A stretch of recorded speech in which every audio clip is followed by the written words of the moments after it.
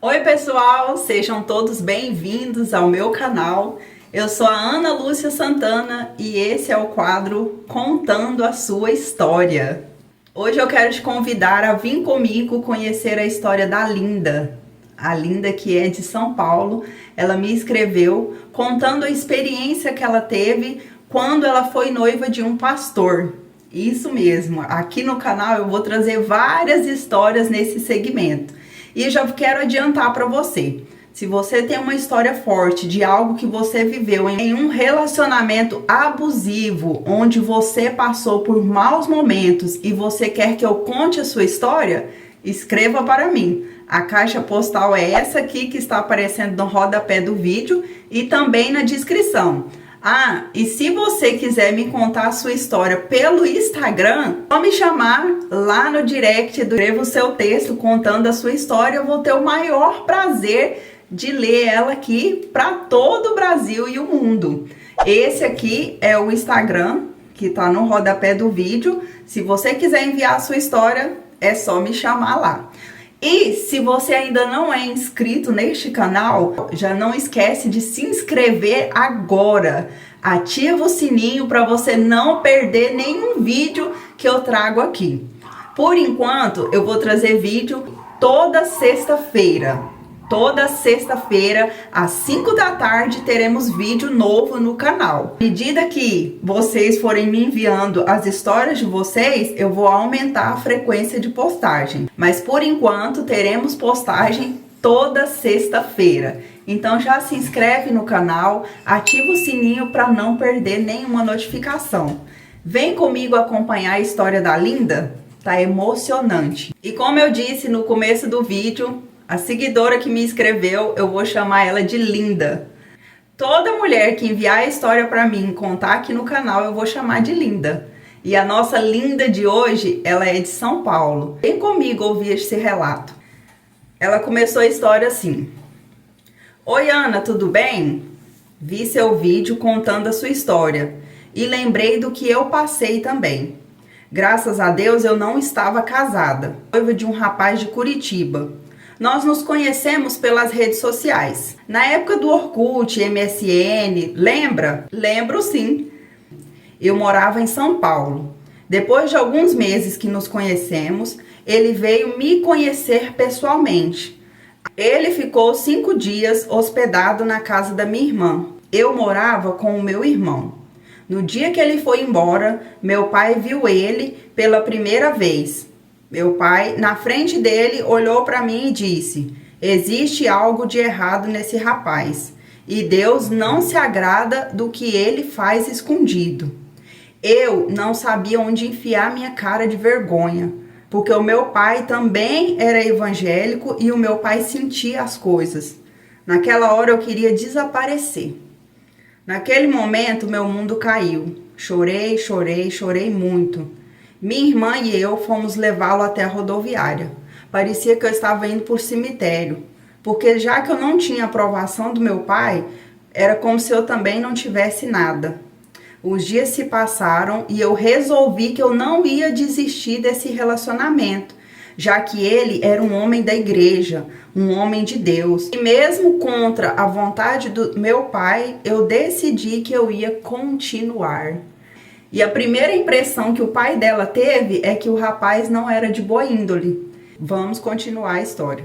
Eu não consegui enxergar todos os defeitos que o meu pai disse que via nele. Então os dias foram se passando e eu decidi continuar aquele relacionamento. 2 meses depois, eu fui até Curitiba conhecer a família dele. Que família abençoada! Todos evangélicos. Os irmãos dele, bem financeiramente, crentes. A mãe dele, uma mulher de oração, com um coração que não cabia no peito. Até o falar dela exalava amor. Daí, depois que nós jantamos, eu me lembro que eu fiquei à mesa com o irmão mais novo dele. Eu e o irmão dele tivemos muita afinidade. Nós conversamos sobre tudo.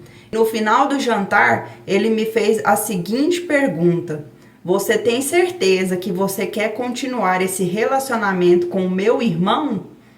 E, gente, Outro sinal aí, né? Primeiro foi o pai dela, agora o irmão do tal noivo. Eu disse sim, toda empolgada, cheia de sonhos. Então voltei para casa e continuamos conversando todos os dias pela internet. Chegou o dia do casamento do irmão mais novo dele. Eu comprei as passagens para ir, comprei o melhor vestido e uma sandália linda. Meu noivo ia ser padrinho dele com uma das primas da noiva. Eu não me importei, afinal o casamento já estava programado há muito tempo. Quando eu voltei do salão, eu me vesti, ele olhou para mim com um olhar de desprezo que eu nunca vou esquecer e me disse a seguinte frase: "Você vai vestida assim?" Eu não entendi ou fingi que não entendi, porque na verdade eu não gostava de brigar. Até porque eu não tinha um plano B para outra roupa. Entramos no carro e fomos para o tal casamento. Terminou a cerimônia e ele foi tirar as fotos. Até aí tranquilo. Ele ficou a festa inteira com os amigos, menos comigo. Eu fiquei na mesa com a tia dele. Ela olhava para mim com um olhar de amor e de dó, como se quisesse me falar alguma coisa, sabe? Me deu até o contato dela para a gente ser amiga. Nós fomos para casa, ele não deu uma palavra comigo. No dia seguinte, eu arrumei as minhas coisas e fui embora. Passou alguns meses e era o meu aniversário. Nós continuamos o nosso namoro pela internet. Eu fiquei toda feliz no dia do meu aniversário, porque ele chegou de surpresa na minha casa com um par de alianças. E ele já tinha combinado com a minha família. Minha família fez um bolo, fez um almoço especial. Por fora eu parecia feliz, mas por dentro eu já não era a mesma. Me sentia vazia e triste. Nós ficamos noivos naquele dia. E quando chegou o Natal, eu fui novamente para Curitiba. Daí, a mãe dele fez o jantar para nós e ele estava todo diferente. A essa altura ele já me tratava com indiferença, com desprezo, me dava tratamento de silêncio, não olhava na minha cara. Me lembro claramente que a mãe dele pediu para me ir até o mercado da esquina comprar algumas coisas. Ele foi atrás de mim e falou para eu voltar em casa e trocar de roupa. Eu não entendi nada. Ele sempre dizia que as moças de Curitiba eram mais arrumadas do que eu. Eu o enfrentei nesse dia e fui no mercado do jeito que eu estava. Quando retornei, nós fomos jantar. E ele disse bem baixinho no meu ouvido que não era para mim comer, pois eu ia ficar gorda. Gente do céu. Então, eu comi só salada e tomei um copo de água porque eu não queria desagradar ele. Naquele dia, todos à mesa falavam para mim comer. Mas ele me matava com o olhar. Me lembro que eu fiquei tão constrangida que a salada mal descia pela minha garganta. E foram os dias assim. Fiquei uma semana lá, não aguentei e fui embora para São Paulo. Chegando em casa, eu orei e falei para Deus se era isso mesmo que ele tinha para mim. Deus não falou nada.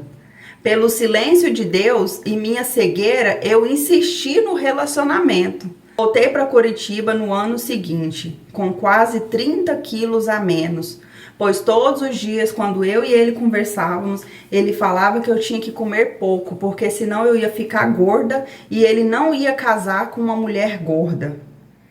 Quando eu cheguei em Curitiba, eu era o comentário da família. O irmão dele nos convidou para irmos à praia. Chegando lá, as crianças queriam entrar no mar e ninguém queria levá-las.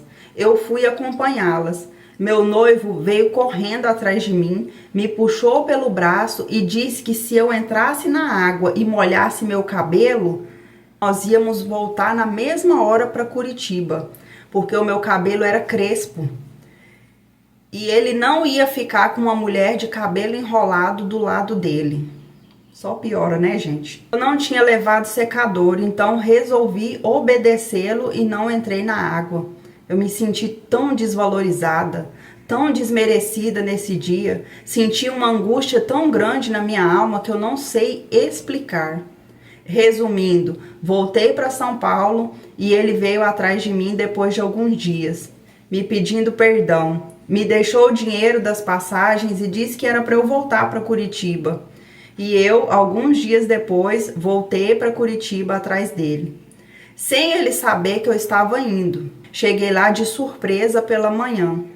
Então pedi a ele, quando eu cheguei, que me deixasse usar o computador para deixar uma mensagem para minha mãe, avisando que eu já tinha chegado bem. Foi aí que o meu mundo caiu. Quando eu abri o computador, tinha uma pasta de backup das conversas dele no MSN na tela inicial do computador. Eu abri e foi aí que eu entendi o silêncio de Deus. Estava ali tudo explícito. Não precisava Deus falar nada, só precisava eu enxergar. As conversas na pasta do backup eram todas pornográficas, sexo virtual, várias fotos de mulheres nuas, uma nojeira só. E sabe o que mais me deixou triste, enojada e angustiada? Porque ele era pregador da palavra. Ele sempre enchia a boca para dizer que pregava a palavra de Deus. Eu me controlei e comecei a brigar, xingar e esbravejar. A mãe dele via ele sentado a noite toda de frente ao computador, mas ela achava que ele estava conversando comigo. E eu, dentro de um ônibus, viajando durante meses, 6 horas para ver ele.